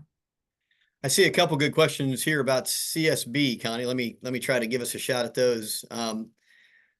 So the first one says for CSB-led investigations, the IA should still complete the report. And so that whole CSB section that we talked about, I think Chris or Dustin talked about there was, we know, and the stakeholder committee talked about sometimes the challenges that are expressed when working with children's services on an investigation. And what we want to make sure still happens is that if it meets our definition, that we try to do the best we can based on the information we're able to get from children's services to assure that it's been looked into, to assure that we're trying to identify, causes and contributing factors, work through the team on prevention. That's what we want to make sure happens. So that would mean still looking into it, still providing information within the report. And then a second kind of similar one. This question is when Children's Services determines they will not take an alleged abuse or neglect, which is an administrative investigation, why would the county board be required to conduct a DD administrative investigation? Is our DD definition threshold of abuse more strict than CPS threshold? And that's a really good question. The definitions are a little bit different for CSB and for us. But I will tell you this, in most cases, abuse situations usually are captured, but sometimes they're not. And if they're not, and we still have information about it, we need to do our best to try to gather as much information as we can to make sure that we're trying to protect the person. And so I would say this, continue to try to build those relationships locally with your Children's Services Board. And that's if you're a provider or if you're a county board, and try to get those relationships. Because what we found, and I guess some of the frustrating part for me is what we found is, things aren't consistent with CSB across the state. We've got 88 different counties, CSB, just like we've got 88 different county boards. And some work really closely with the county board of DD and others don't share a lot of information. And that's part of why we had all these discussions related to CSB. But so there is going to still be that obligation, even if CSB rules it out. If it meets our definition, we still want to do our best to collect information as much as we can to make sure that we're trying to prevent that from happening in the future. So good questions there as well. We also had a question about My Learning. So a lot of provider agencies and newly certified providers access My Learning, which is on the DoD's website, the My Learning modules. And people asked if those are being updated with the new rule, and they are. They're working on that right now and should be done very close to 7/1. So if you log on after the new rule implementation date, then the module should be updated with the new rule information.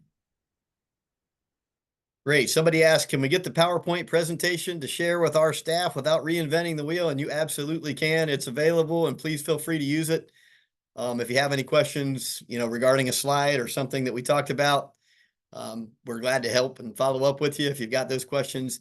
Again, some of these sections are new for everybody, so we're all going to learn and grow and become better as a result of it. So certainly we'll share that information.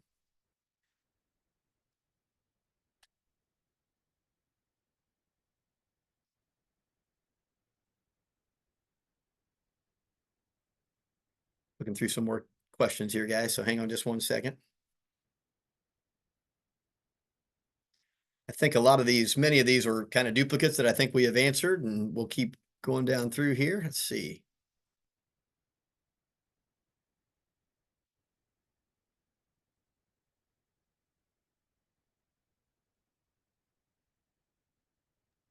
We've had several questions about parents who are also providers and what is their requirement for reporting. So if you're a certified provider, and you also are a parent, the rules apply to you. I think sometimes the question is, am I working? Am I not working? And that makes it a little challenging. It also depends on the type of services you're providing. So in the MUI rule, there is a provision or what we call around the clock services. So if there's a family member, let's just say a family member providing shared living services, then they would be required to report MUIs just like any other provider. And our rule calls out specifically what needs to be reported in what time frames. But I think the tricky one, probably the most challenging one, is around hospitalizations, because if you're with a provider, you would definitely report the hospitalization if it meets the criteria. But if you're not, then it wouldn't be reported except for in cases of around the clock. So if you're a family member that provides shared living and the person that you're serving, your family member, is hospitalized and it meets that criteria, that would fall under the MUI reporting requirements. So, and we know those get tricky sometimes. So certainly call the department, call your county board. We're all here to help. And we can help talk through any of those situations. Here's another good one, Connie. If there is no intent for an emotional abuse MUI, but it is substantiated, what would happen with the provider? So I guess, because emotional abuse, and we talked about this earlier on, is a new, there's a part of that, our old verbal abuse definition that we added some information to for emotional abuse. And there's going to be some learning about what that's going to be. And we're going to have some really good examples for you through the frequently asked questions interpretive guidelines. If emotional abuse is identified and filed as an MUI after we've communicated with the board and provider and us if we need to, and it is substantiated, then, and I'm not sure I completely understand what would happen with the provider. I think we would just want to make sure that the provider took appropriate action with that person to try to make sure that we prevented this from happening in the future. As you guys know, the department and nor the county board tells providers how to handle follow-up on MUIs in most cases. I know emotional abuse is a new category, but certainly we expect and know that providers will take action as necessary based on the outcome of the investigation. And that would be the expectation here, no different than it would be for another MUI that's substantiated. So I hope that gets to the crux of that question. Let's see. Haley had a question.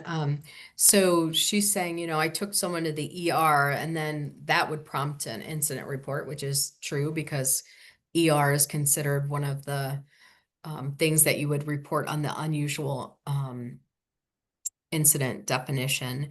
And then she said, what if like 48 hours later, they're admitted, it's for sepsis, it's not planned, that kind of thing. Would I write another incident report and fill out the form? And the expectation is you just have your one incident report that you generated, and then obviously you can provide additional information and update it as that person is admitted, and then you can complete the form as well. But that's a good question. So if you've already have an incident report for their ER stay and then, or their hospitalization, you can just add to that existing one. Got another good one here, Connie, real quick. With the release of the new rule and interpretive guidelines, are the previous interpretive guidelines obsolete? Well, I will tell you this, they are not obsolete, but we have tried to make sure we included all the changes. So they're going to still continue, not everything was changed within our rule. And so a lot of the stuff is going to remain unchanged because it wasn't changed within the rule. So we are trying to make sure we include all the change and revisions. We'll pull out the information that might have addressed that category previously, replace it with the new, and hopefully have an updated and revised group of interpretive guidelines and frequently asked questions. If you guys see anything and when you're taking a look at them that you have questions about, please reach out to us because it's a lot of information and we're working hard to get it all done. And we've got some folks here that have done a great job of meeting and going through those resources. But certainly we could miss something. If we do, let us know. We'll make sure we catch that up and get it revised and assure that it's as consistent and as current as it can be. So good question there. Yeah, I was going to say, and once July 1st hits, so right now you'll find today you'll find the new rule revised resources in that one tile, and then you'll still have the ones that are in effect now, like the frequently asked questions.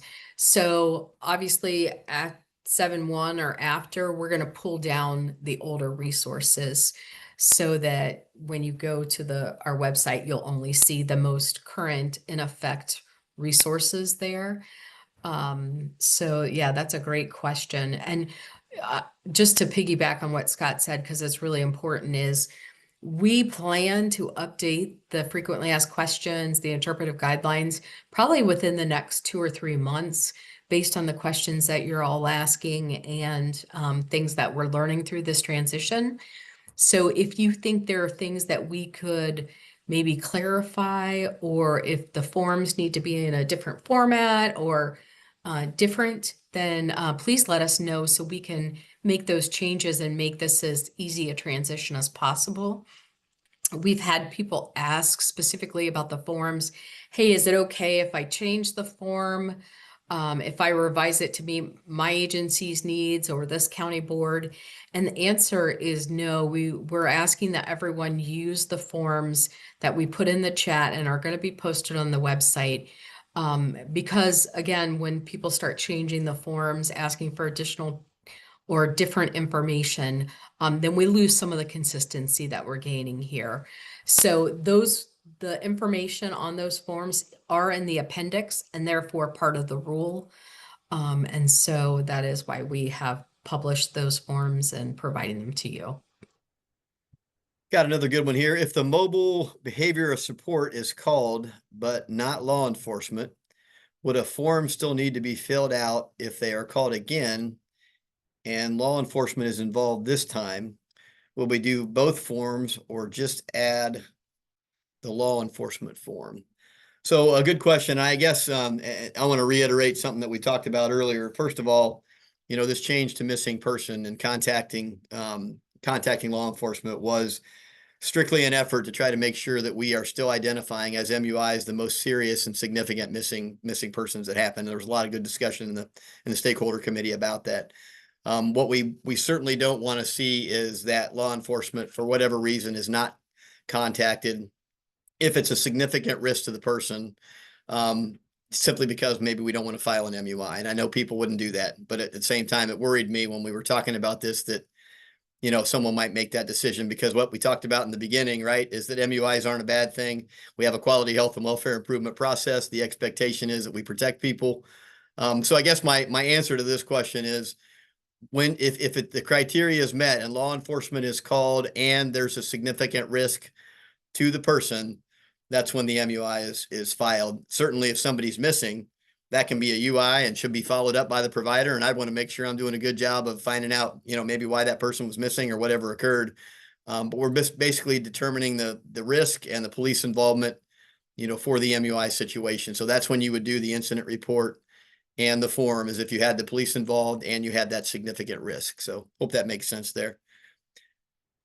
Just to double check, an ER visit leading to full hospital admission the 48-hour time frame can start at ER triage. And that is what we talked about earlier. When someone goes in, they've been admitted, it's been for one of the 6, and it's been longer than 48 hours, even if some of that time was spent in the ER. That's what we've agreed to, and that seems to make some sense. So good question there. We had the question, a couple questions about when people will receive their certificate for today's training. So within 30 days of today's webinar, if you're participating live. So again, if you're watching it logged into your computer, you should expect to see an email certificate. If you're watching it as a group, you will need to fill out that Excel spreadsheet that is in the chat as well, and then email that in by I think the 24th or 23rd of this month, and we will make sure everyone gets their own certificate emailed to them. And I think that was it for the certificate. Okay.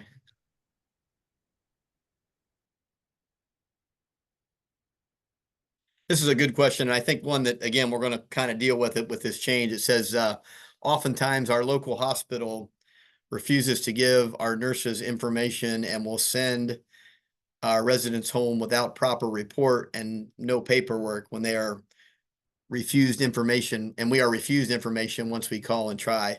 I hope that, the more we do this and the more that folks understand that this is a part of our process, that things will get better.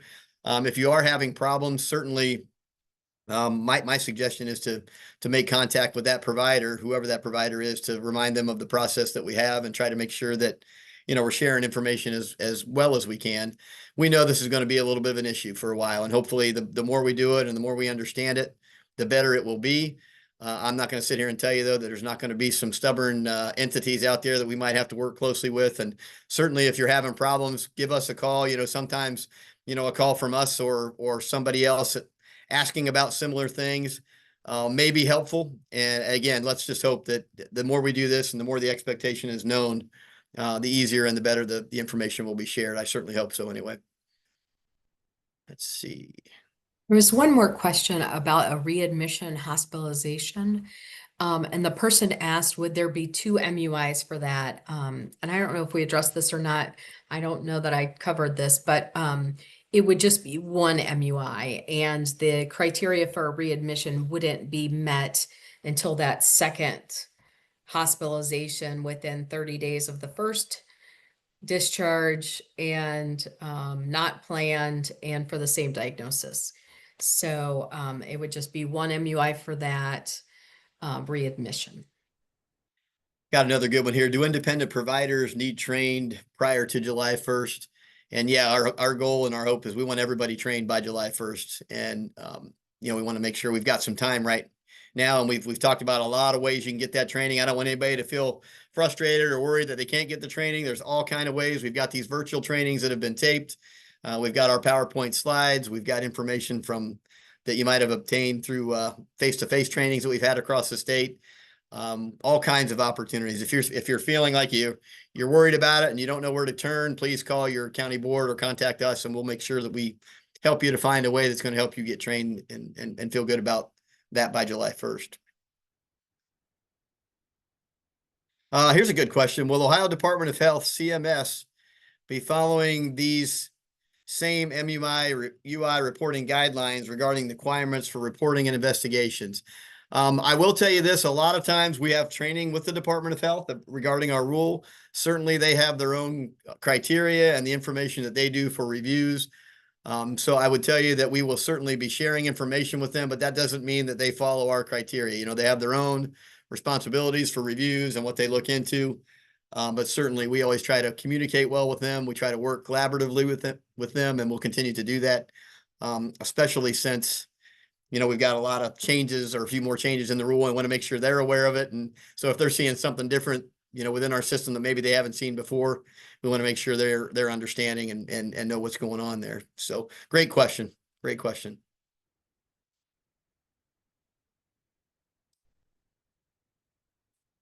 I think we're at time, Scott. Oh, by golly, look at that. Here I am scanning through questions, and I'm looking down. It's 12 noon. Guys, I don't want to, we know how busy you are. We know how important the work is that you do.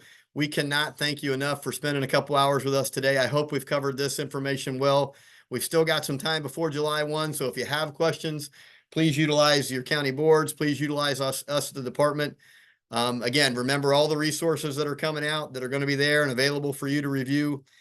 We just truly appreciate the collaborative efforts on behalf of providers, county boards, individuals and families, certainly the department and our stakeholders, to try to get this rule rolled out effectively so that it makes sense. I'm glad we've still got a little bit of time before it happens so that we can still answer questions and try to make sure that people are as clear as they can be. But just one more time, some changes here that we are new to all of us. So we're gonna approach these changes with some grace, with some respect, with some responsibility. We're gonna work together to try to make sure these things are implemented in a way that makes sense for everybody, because it's new to everybody. And we just appreciate you guys taking time out to be with us, and don't hesitate to reach out if you have more questions or additional follow-up. Let me open it up. Connie, Dustin, Chris, anything else you guys want to say before we wrap up today, since we're at noon? No, just thank you very much. And we're here to help. All right, guys, have a great week. Enjoy this beautiful weather. And again, thanks for all that you do. Take care. Thanks, everyone.